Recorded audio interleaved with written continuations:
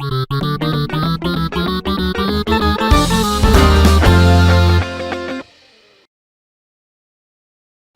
that didn't work as I intended, but hey, everybody, welcome. It's Game Mess Mornings.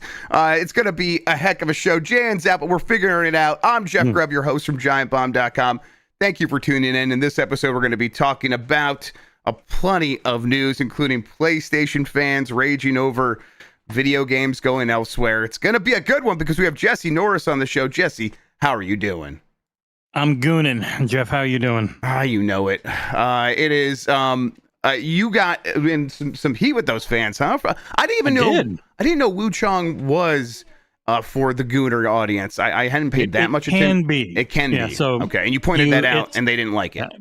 It's got a whole transmog system, and by the end of the game, I had 3 different panties. I had a couple of bras, and you can just wear those if you want. Like, you can still have all your stats and do anything you want, but you can look super cool. You can look naked. You can look weird as shit. It's got it all. Okay. I had a giant clam head where the eyeball was the pearl.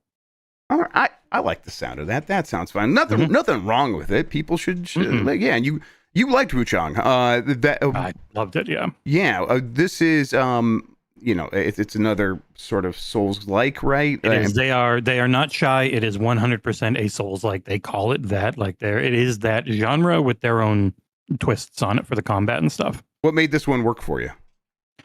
It's insanely well balanced, and I know a lot of people have been saying it's really hard, but it is a game that is super focused on very quickly respecing to match an area. So you can, at any point, just go into the enormous talent tree, press X on a node, and everything after that, you get everything back, including like your weapon upgrade parts and all of that. Jump to a completely different weapon that works better for this area or fight. And just, if you don't do that, it's super hard. But if you do, incredibly well balanced while still being very difficult. Has a super cool story with an incredibly difficult to get proper ending that you can only get in New Game Plus. But in this one, you're so goddamn powerful in New Game Plus that I was flying through the game the second time. It ticks every box to the point where, as someone who absolutely adored Lies of P, I think it's just a little better because it's a little better balanced at launch, where they haven't really had to go back and change anything. Cool to hear. I beat Donkey Kong Bonanza over the weekend. That was a good game. Really fun ending. Really recommend people, see it through. A lot of cool stuff in that game. Now I'm like, all right, what's the plan of attack for the rest of the year? Like, what's the plan of attack for like taking on the getting caught up on games? I'm Expedition 33. That's it. I'm going back to that. That's the move over here for me. YouTube is a new stream. Did YouTube not go to the right thing? It did. Yeah, it started. It's a different. I was on the other one. I was like, oh, it's still not live, but it is.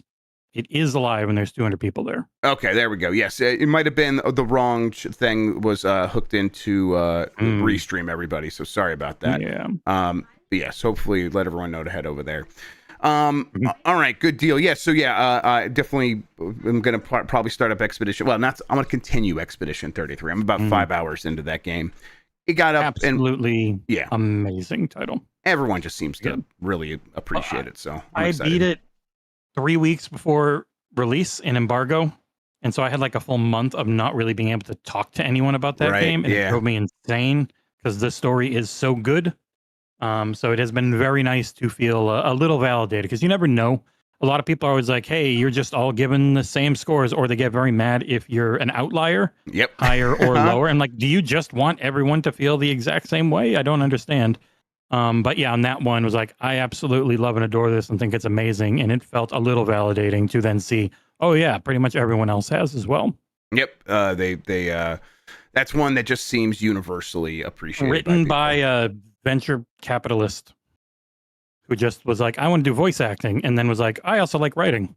Yeah. And then wrote one of my favorite stories ever. And now finally contributing something. So good job. Venture capitalists should go do other things and then stop doing the other thing. All right, let's explain what we do here. This is Giant Bomb. We're a small team. We try to make cool stuff. We can do that with your help if you go to giantbomb.com/join.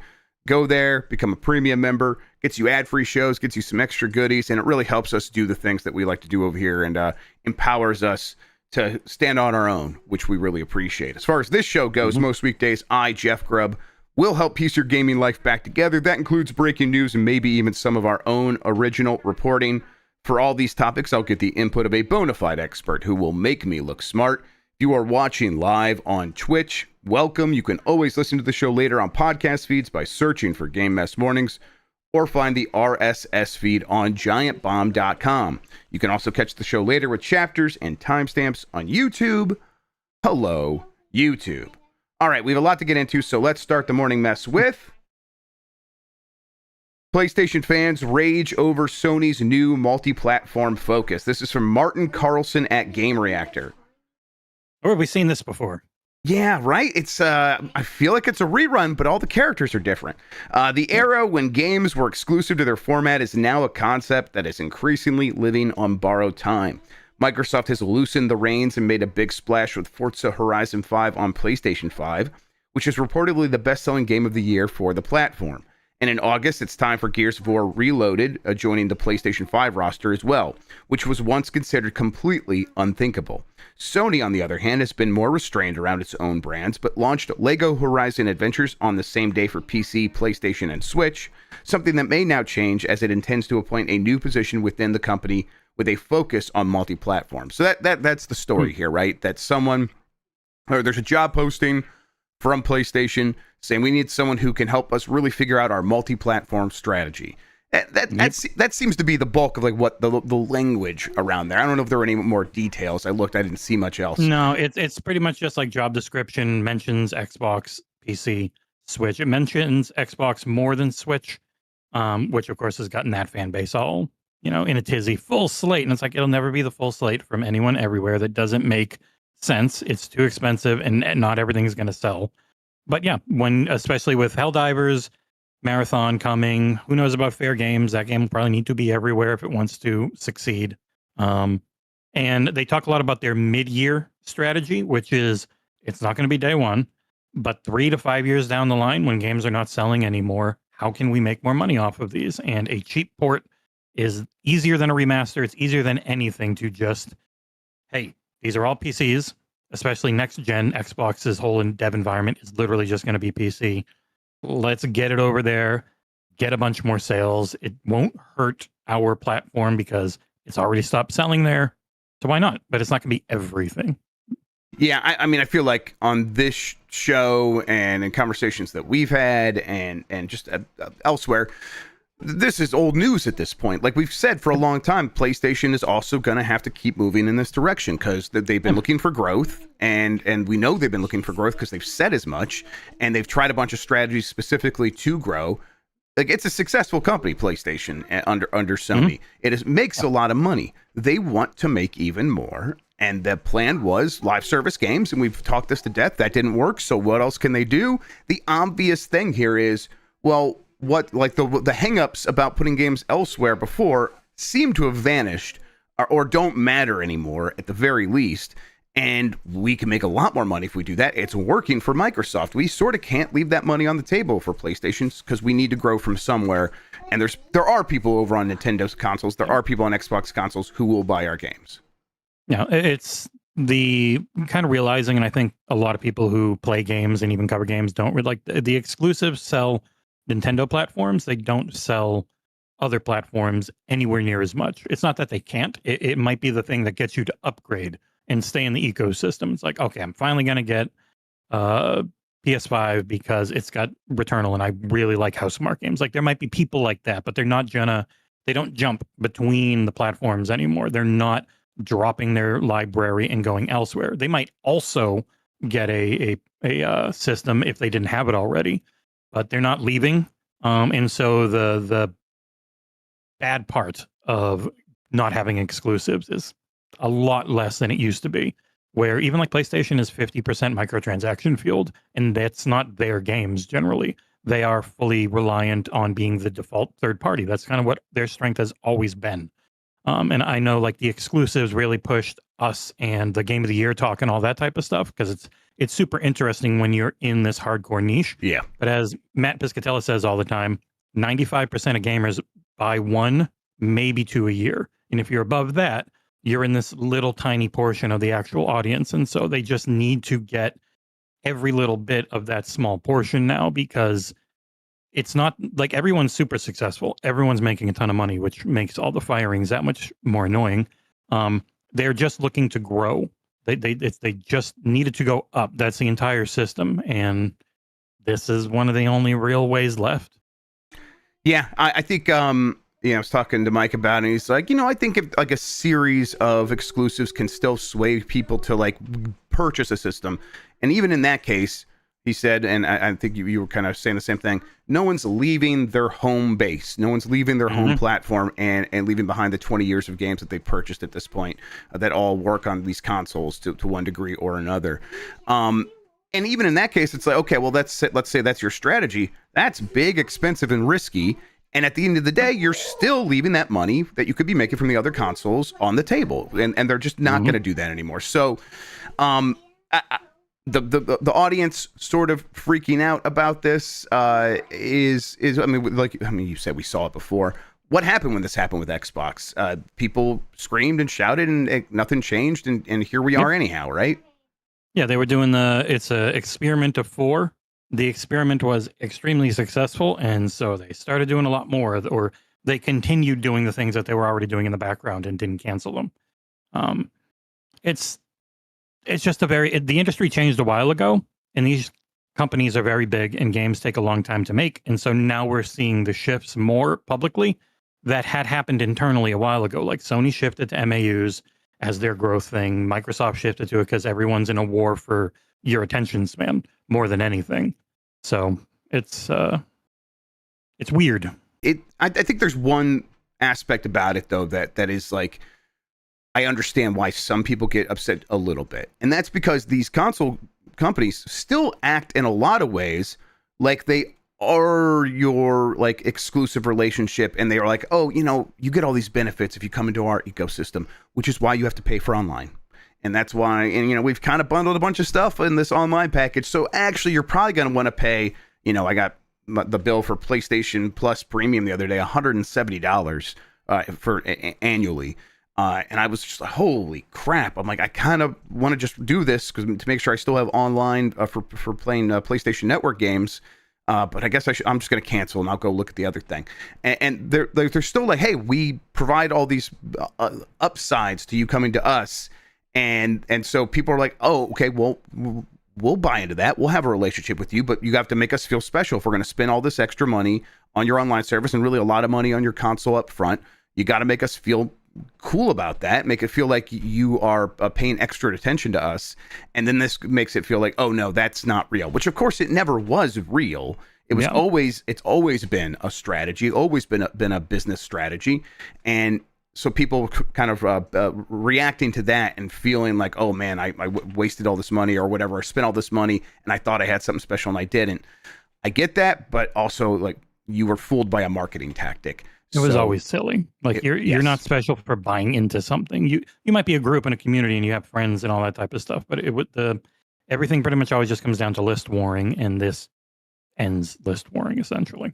Yeah, saw some like PlayStation accounts do the thing that some Xbox accounts did on social media, being like, hey, I'm unbranding myself from PlayStation, going all in on PC, I guess. The Xbox guys rebranded to PlayStation. The PlayStation guys are rebranding to PC.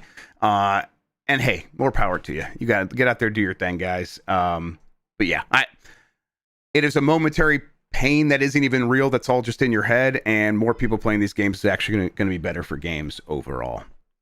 All right. Same side or same coin, different side. Gears of War, E-Day, and State of Decay 3 are coming to PlayStation 3, or excuse me, PlayStation 5, according to rumors. Yeah, like they're really going to scale these babies down. From Alex Hopley at Game Reactor. Gears of War, E-Day, and State of Decay 3 look to be set to join the upcoming list of PlayStation 5 games from Xbox. For a while now, Xbox has been delivering its exclusives on PlayStation, from Indiana Jones and the Great Circle to Forza Horizon 5. The expectation is growing that soon after an Xbox first-party title releases, it'll come to other platforms. Now, a report from MP First points to Gears of War, E-Day, and State of Decay 3 coming to PlayStation as well. I mean, Gears of War, with the Reloaded coming to PlayStation, it always felt it was leading to this, right? Yeah.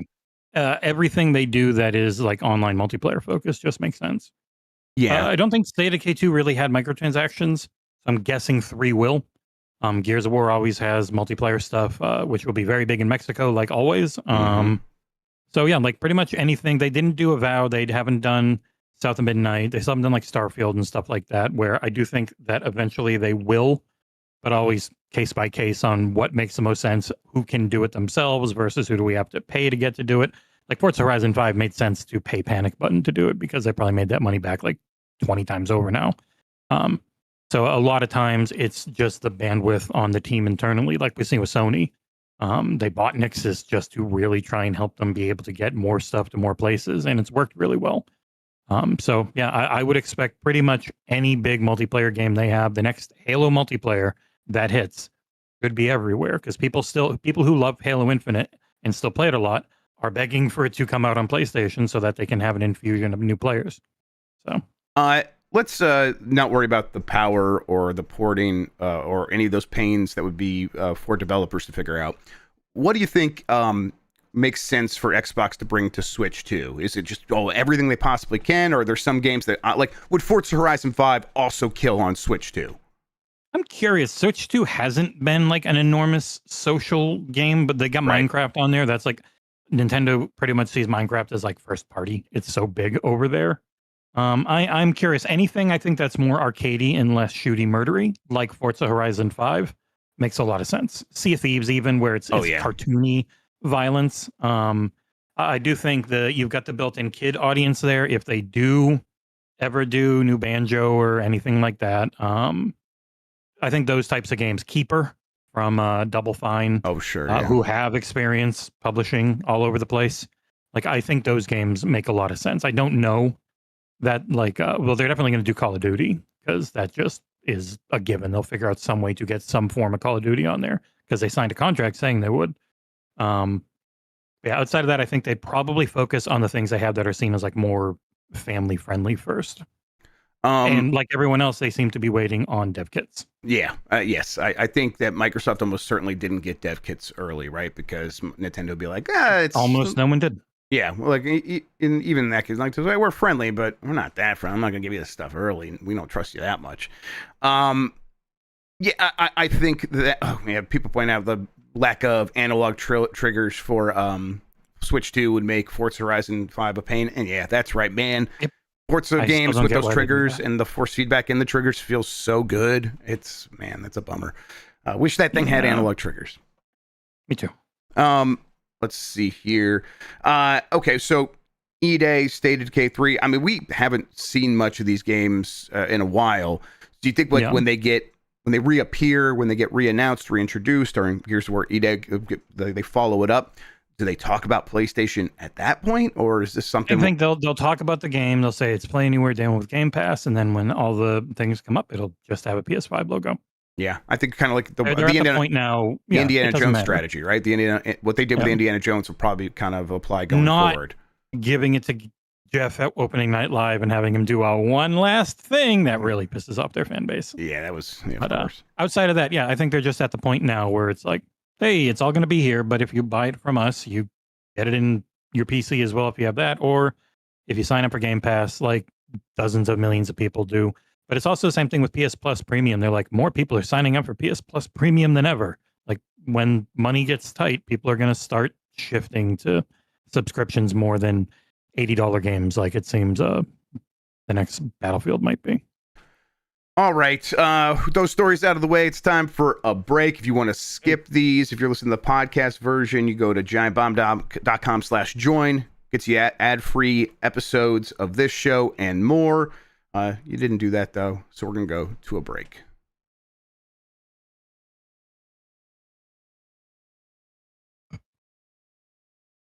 All right, we are back. Live people didn't have to sit through the ad because I don't have those ready to go. And Jan's out. And what do we do when he's out? We just kind of have to make do. Wing. It's Game Mess Mornings. I'm Jeff Grubb. That's Jesse Norris. We're getting back into it. SEGA Atlus leaker teases Persona 3 Reload appearing in Nintendo Direct. This is from My Nintendo News. The inevitable appears to be happening in that Sega Atlus is preparing to release the excellent Persona 3 Reload for the Nintendo Switch 2. The news comes courtesy of Reset Era member Lolo. I don't know how to say that name, and I'm not going to try. Lulilalo from Metal Gear Solid. That would be easier to say than this. Who apparently has an excellent track record when it comes to Sega Atlus leaks. Persona 3 Reload launched back in 2024 for PS5, Xbox, and PC. The news is that the game will feature in the next Nintendo Direct presentation and will presumably launch later this year. Yeah, I don't think it was this year. What's that? So I would be surprised. I wouldn't be surprised if it was there. But I remember when it came out, like it didn't feel close when it was shown at the Xbox show.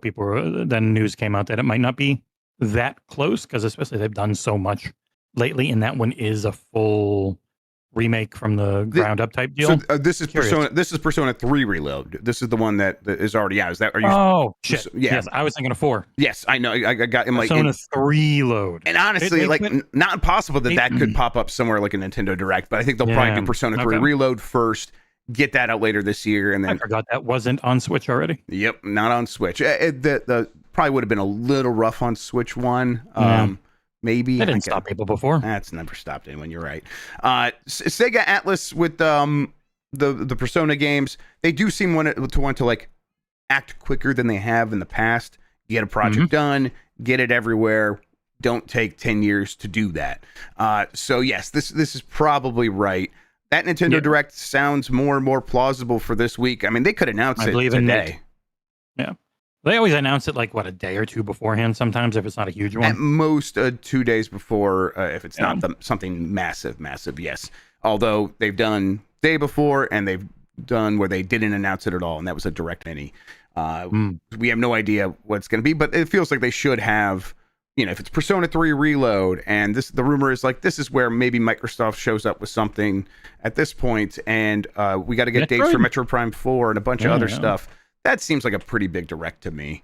But yeah, the console sold a bajillion. Now they just need to just keep giving new reasons for their hardcore to keep spending. And they just put out the Mario Party DLC, which has turned people away, scared everyone off. They're like $20 for this. Only online. Or it's offline only for like the Bowser TV mode. I was sad about that. Yeah, we noticed. We did our stream and we were trying to do it, and we went to the support page. And it's like, no, you can play this online on the Nintendo support page, and that's not right. That's not accurate. Lies.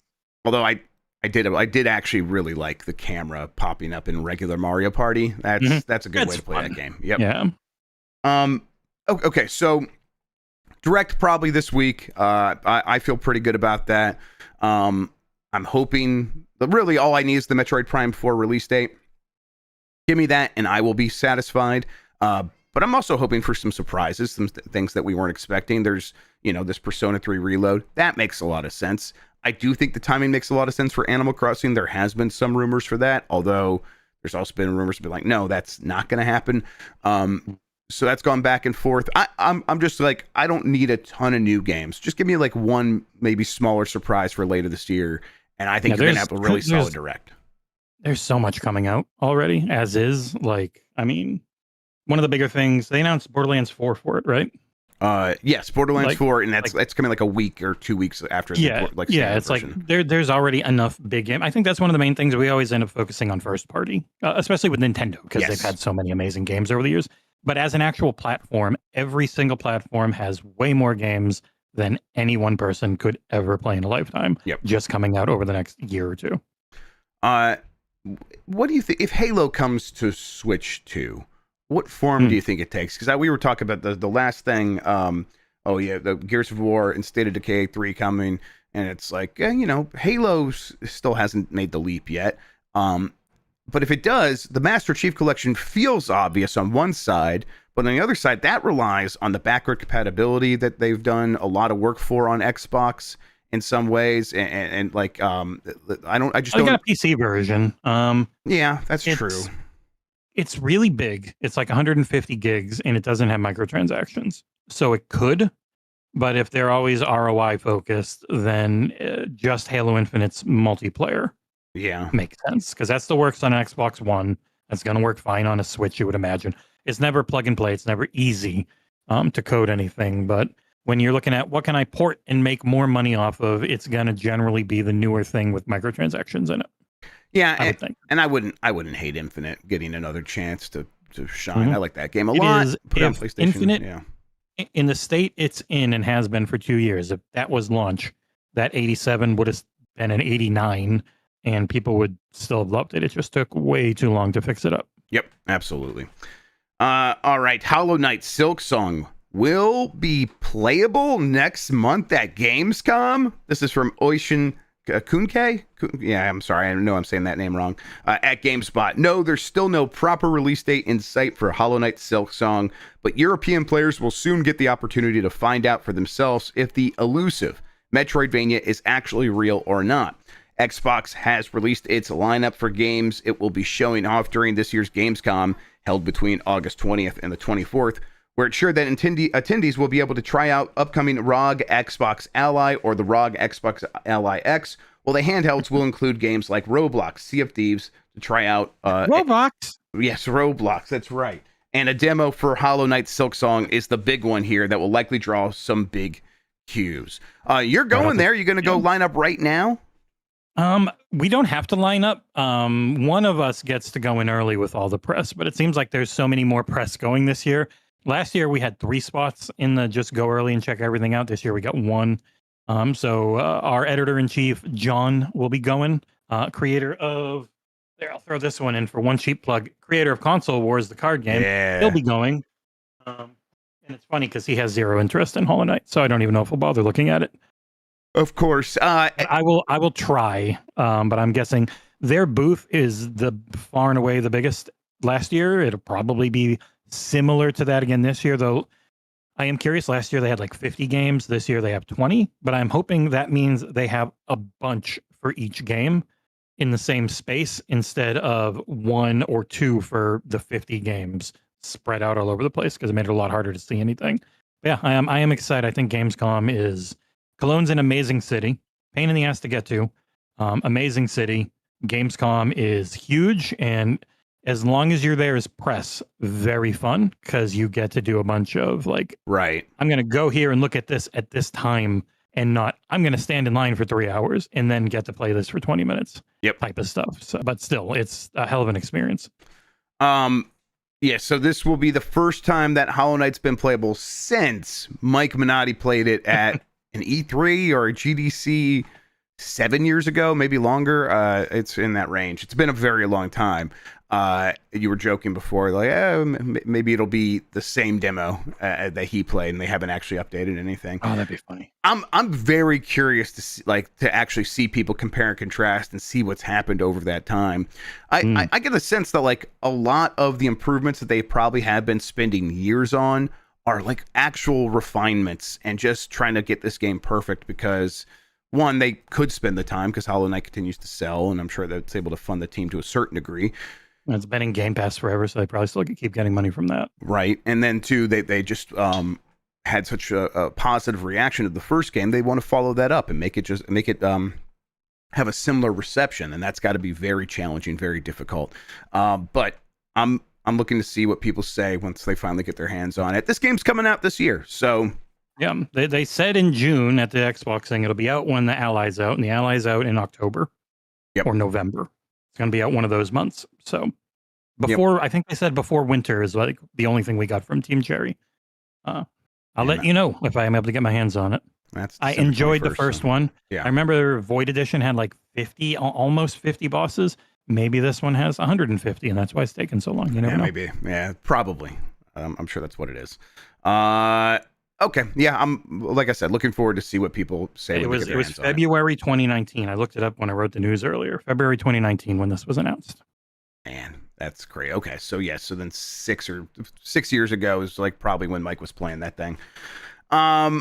All right. It looks like Mortal Kombat Legacy Collection's release date has leaked early. This is from Jim Norman at Nintendo Life.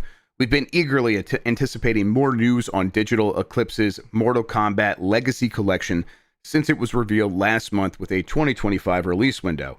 And while nothing has been officially shared, it looks like a more specific release date might have accidentally leaked. via the Xbox app, no less. Thanks to IGN for the heads up.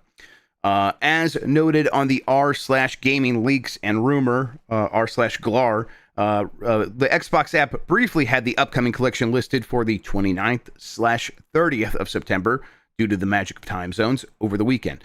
Though there was no official word from Digital Eclipse, the app listing has since been reverted back to the 31st of December 2025, a placeholder while they wait to actually announce the real release date. You feel like this is one that could pop into that Nintendo Direct? Now that I'm like reading this, it's like, oh yeah, this could easily be there. That makes sense. It'll probably be a Gamescom. Normally by then, a lot of stuff, if it's coming out anytime soon, you wouldn't know already. And they keep calling Xbox app. It's just a store. Like when the publisher filled out the info, they didn't leave release date hidden. They accidentally just went to put it live. Maybe the person checking was like using the Xbox app on their phone to get to the store. Maybe, because you can actually see the store there now. You couldn't before they had to take out cloud streaming and remote play because otherwise Apple wanted an app for every game. That's right. That was an astounding thing to learn. Yeah, these companies are great. Yep. It makes sense. Digital Eclipse does really good work. I'm excited. Yeah, old Mortal Kombat can be pretty fun to go back to if you're just like looking to see fatalities and stuff, mostly for me. And it's Digital Eclipse, so it's going to be the digital museum with all the interviews. And for as much as like we don't know about the way games are made in general, when we do learn about how games are made, I think we often get the perspective of developers in Japan and developers on the American West Coast. Maybe some other pockets here or there. That tends to be what we see. These are people from Chicago making games, or had been from Chicago for a very long time when they were under Midway and all that stuff. I think NetherRealm is still in Chicago. And it's that I just we're in the greater Chicago area, actually, is probably what it is. I'm like interested just to see that side of things and what it was like to make games in the 90s in that place and go like test these arcade machines at local locations and establishing that scene and what it all felt like. I'm a huge fan of how Digital Eclipse does their interviews. They have real journalists asking real questions and vetting this information and presenting it in a way that feels well thought out, considered. And Mortal Kombat is such a ripe thing for the games are interesting, the stories of the games are interesting, like behind the scenes, and the people making those games are interesting. So yeah, very excited about this. Media around it too, with the movies and all the various things they've done. There's so much to cover. Yeah, and I said it could show up at Nintendo Direct. Of course, Evo is this week. It's going to show up there. That's what's going to happen here. So that's like the perfect fit for this game and that audience. So we'll probably get some news at Evo. I'm looking forward to that. Suikoden live broadcast set for August 5th. This is from Sal Romano at Gamatsu. Konami will host its third Suikoden live broadcast on August 5th at 4 a.m. Pacific time. We'll make Jan get up. The company announced you will be able to watch it on YouTube. The broadcast, which will run for 1 hour and 30 minutes, will feature various new information, the details of which were not specified. Suikoden 1 and 2 HD Remaster, Gate Ruin, and Dunin Unification Wars launched for PS5, Xbox, PlayStation 4, Switch, and PC via Steam, blah, blah, blah, back on March. And then it's coming to Switch 2, or it did come to Switch 2 on June 5th. A new title, Suikoden Starleap, is currently in development for PC, iOS, and Android. That's the weird mobile one. They're probably doing even more with Suikoden. Those games, I think, did all right when they came back. And I think they were like, hey, we're back in the game. We're Konami now. We're here. Get used to it. It's like, okay, this is neat. It's weird having Konami back. Yes. They were very talkative at first. Yeah, like they were super talkative at first. I've actually had a really hard time getting in touch with them for Metal Gear Solid Delta, and then Gamescom's happening, and so I'm just curious. Everyone's super busy, but it's nice. It's always been hard to get a hold of Konami, though. They were super talkative at first, which was weird. Yeah. It's cool seeing them back because they have so many fantastic IP, and hopefully they treat them well. It is kind of annoying. I get why. Kind of annoying the next thing's mobile focused, but what are you gonna do? I mean, I wouldn't be surprised if all of these companies that have these RPG franchises are like, let's have our own MiHoYo kind of game. I mean, SEGA Atlus did that with Persona recently. It's not been well received, but I get the thought behind it. Like, let's do our own one of those. And just because it hasn't been well received doesn't mean they can't fix it over time. I mean, that's going to that it hasn't made a ton of money. Exactly. It probably has made a butt ton of money. Yeah. And so, yeah, Suikoden could totally try to do that. I guess I haven't paid much attention to Starleap. I don't know if that's how they're doing this. Frankly, I don't care. But I think Suikoden overall, as this thing, does feel like, okay, Konami's on that level. It's not just the Metal Gears or Silent Hills. They are also doing Castlevania, which I think for them would be right below like Metal Gear in terms of importance. So they're doing Castlevania as well. At least that's the rumor, is that they're bringing back a Castlevania game. I think we probably hear about that maybe before the end of the year. With how hot Metroidvanias are, it would be weird to not have a Vania. Yeah, yes, exactly. And then it's like, okay, and they're even doing Suikoden. There's a very loyal fan base for Suikoden, so that makes sense on its own. But for them to be like, this is going to be, we're going to kind of treat this like a mini version of what we're doing with Silent Hill and have a couple of things going at once. Yeah, that's potentially exciting. I do wonder, like, for an hour and a half, what they could possibly have to say, but no, everyone does. I guess it's just people sitting around on a couch, going over, shooting the shit. It's not going to be anything tight and gameplay focused, I would imagine. A vibe. It's the Twitch audience stream more than the YouTube audience. Yeah, exactly. All right, Skate Reboot has over 1 million signups for latest playtest. This is from Blair Marnell at GameSpot. EA's upcoming Skate Reboot was announced just over 5 years ago, but the long wait apparently hasn't diminished interest in the game. Over 1 million players have signed up for the latest Skate playtest, and that's a milestone for EA. According to EA, the eye-popping represents the biggest playtest, the eye-popping number, I think is what this should say, represents the biggest playtest sign-up in the history of the company. Although signups are currently closed, EA indicated that everyone who registered for the current playtest will get their invitation by the end of July. The original Skate was released in 2007, but the series has been on ice since Skate 3 in 2010. They've really put out Skate 2 and Skate 3 in 3 years, or 4, I guess that'd be 4 years. Wild. That was that gen. Yeah, that's just how things worked back then, huh? In 2020, EA announced, God, it's been that long, that Skate reboot was in development. At that point, they didn't have anything, so it makes sense it's taking that long. We've got a couple guys, and we've told them, hey, start thinking about making a new Skate. Yeah, not even like start thinking about making the studio to make a new Skate. Yeah. So it was like Ubisoft and Splinter Cell. It was like, we're gonna do this. We'll start it soon. So we are gonna find out more about like what people really think about this game if 1 million people are gonna be playing it soon. Yeah. But what if they have NDAs? Nothing will leak like has happened with Battlefield. Of course, it's a lockbox and nothing can escape it. I'm curious because what I like the concept overall, but I'm not a Skate person. Really, I was a Tony Hawk person. Me too. So when I hear like, okay, Skate, we're gonna build this kind of game where people can hang out online. Skate-stiny. Yes, something like that. But it's like people, skating on the corner, going to the park and skating, hanging out and trying things and throwing ideas out. Whip it. It's not like an actual skater culture game. I think it's going to come with the package. Yeah, it's going to come with the game. Absolutely. Yep. I like the idea. But I'm curious and I'm skeptical that the people who have been begging for Skate to return, the hashtag Skate4 people, are they going to dig this direction for the game? I'm thinking probably not, and it might kind of blow up in their face a little bit. Now that's not to say that they won't get used to it or come around to what this game is. I think there's a chance of that as well. But I think coming out of this test, you're going to hear a lot of people going, "Oh, this is not what I wanted when I was asking for another Skate." They might be helped quite a bit by Tony Hawk bringing skating back with 1 and 2 and 3 and 4. Like it had been so long. And the last thing we had was Tony Hawk Pro Skater 5. It's been long enough now where I think something different, especially if they do have some dumb, fun, like Hall of Meat style stuff, especially for streamers, to all laugh and goof around, and that pulls in a bunch of young people. Right. I mean, honestly, I think you make this game and you make it prox chat, and you are far ahead of the curve. Extraction elements where you get a skate into an area and you're being chased, like.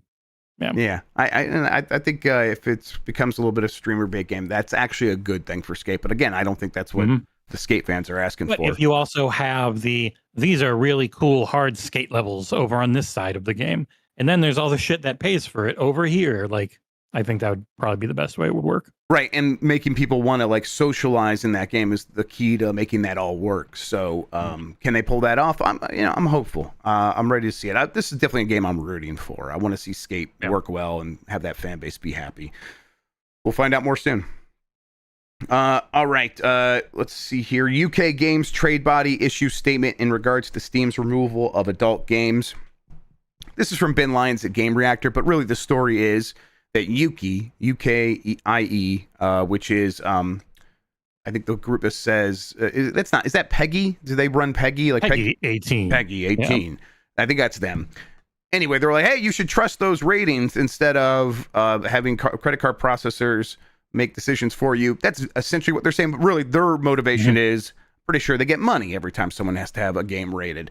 And so they want the ratings to be the final arbiter because that is the source of their power and revenue. Final arbiter for pretty much everything else. Yeah. So, right. And it should be that way. That's the whole point of this, of industry self-regulating and self-rating their content, which is what this would be. Certainly, that's how it works in the United States. Maybe this is an official government organization in the UK. I don't know. But the whole point of this is so that people can buy the weird stuff if they want. If you want to go buy the Gunnar games, if you do want to go buy the Steam games with people's butts showing, you can do that. And then we can have a rating there that tells parents this is not for your kids, and the whole system works. That's the idea, and it kind of protects people on all sides of the spectrum. And the credit card companies have kind of thrown a wrench in those works. And, obviously the collective shout group, the one that's lobbying the credit card organizations to do this in the first place, are getting their way here. There's also been a side of this, Jesse, where people are now calling up the credit card company and trying to say, hey, you'll listen to collective shout, listen to us as well. And that's been turned into a little bit of a movement on like the r/Steam subreddit and some other places. They are collectively shouting. Together. Yes, they are collectively shouting at the group that has listened to Collective Shout. And I think that's probably the only way that this is going to change. I think they have to feel a little bit of pressure. It's got to be for more than a week. People are going to have to like actually actively continue calling up MasterCard and Visa. Bernie Sanders behind it saying, we must allow people to buy the Guna games. Exactly. Yes. And I think he did say that wasn't you. That was just a quote that we had there. Yeah. We'll see. I think we're like the credit card companies are used to listening to these organized groups, and it will take a minute to like get through to them. Because I think what's probably happening right now is people are sending stuff in or calling and probably just talking to a chat bot. They're probably just talking to AI. Someone in India that's just like, wow, you've really given me something to think of. Yeah, and they just click and go back to their lives. Do you feel like they can make some headway here with this kind of pressure from some organizations saying, hey, we've already got this covered, and people going to the credit card companies and saying, hey, please don't do this? Yeah, I think a lot of the pressure will end up coming from the major publishers who are going to realize that it won't stop at sex games. Yeah. They worm their way in with the weird 9,000-year-old anime Princess Futa games and then come for everything, come for the violence, and they'll go for anything that isn't up to their values, whatever they determine that should be. And so the actual big companies will realize they'll go after it and it'll die pretty quickly. Yeah, as Chuck points out, it's like you always hear vote with your wallet. Well, that's not possible here. Like that's not how this would work. And you can't even go and buy all the hentai games you want right now. They're just gone. Yeah, and like in the people also pointing out, like on Itch, they just completely wiped out anything that had like the adult tag, and that means if it's a game made for adult sensibilities, mouthwashing was taken down. Now they also said that they're going to go through and look at these games. A game like mouthwashing is probably going to come back, but that's not the point. This is still like hurting that game and hurting everything else. And it wasn't just taken down, you can't buy it. It was you don't even own it anymore. Yeah, that it's happened not there to ever get some again. people. Yes, I don't know if that was happened across the board. It happened a lot. Yeah. Yes. Yeah, it's frustrating because it's supposed to be we get all the bad things of the free market, right? You have to like go out there and get a job or else you'll starve to death and you won't have a place to live. And you're like, well, you know, free market, if you want those things, go get a job, go figure things out. And then when you're out there in the market, vote with your dollar. And it's like, there's also the bad side of people being able to go in there and actually just say, no, we don't want the free market to operate. And we don't want people to actually be free to make decisions for themselves because we know better. And it's like, well, what the hell are we doing here? Why are we putting up with all the terrible things that capitalism has wrought if we're not even going to get the full breadth of the benefits? And that's certainly what has happened here. And it's like, it's because capitalism has never really worked that way. It has always been controlled by people in power. And this is another example of that. And they're just trying to make their shame your shame, and they can go to hell. And they will be. They will do. Yeah, that. I mean, they will. Yeah. Yep. So we'll see. We'll keep following the story. I hope Itch and Steam are working in the background to make some stuff happen here. But I think public pressure is going to be the real thing required to get something done. There's not that many people at Steam, which I think also makes it a lot harder. When something like this happens, they don't have the manpower to really go through and figure it out. They're just going to go and just take out huge swaths. Yeah, I mean, they'll go like, hey, and if the people don't like this, they'll have to organize themselves and do something about it. That is the Valve attitude about everything, and I think that's what they're hoping will happen here. Or Gabe not even will say hoping. they should just use some AI. It'll be fixed in a minute. Yeah, cool thing that we have to deal with. All right, that does it for the headlines. Let's get to the poll question. Actually, you know what? We didn't do a poll question because it was Friday, and we're doing the Bomb 12 now. So we have a new poll question we'll get to here in a moment.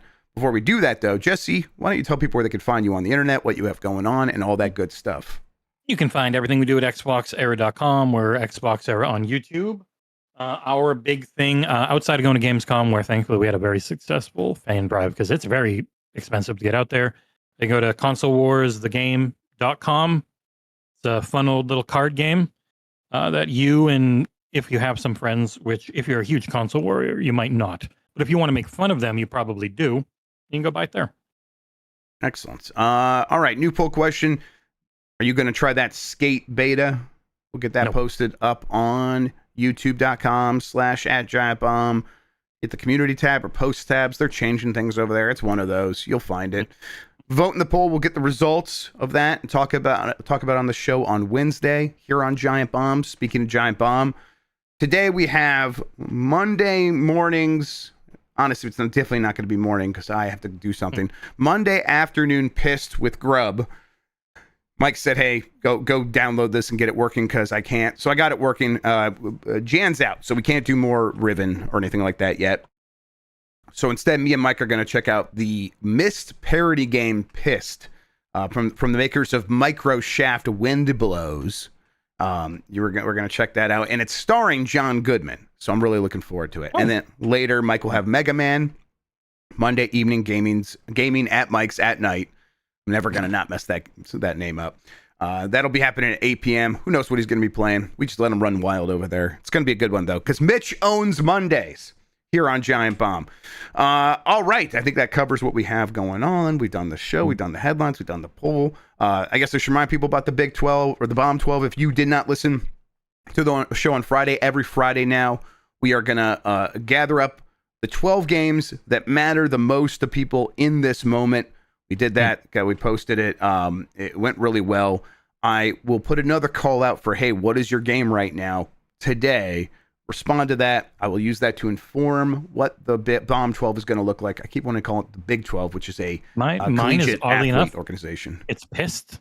Yeah, what a coincidence! It always has been, though, right? It's never not been Pissed for the last 30 years. Postal too, of course, yeah. Because they just walk around pissing on everything. There's a theme. I'm expecting Pissed to be a real nightmare. Actually, I'm expecting the humor to just be rancid.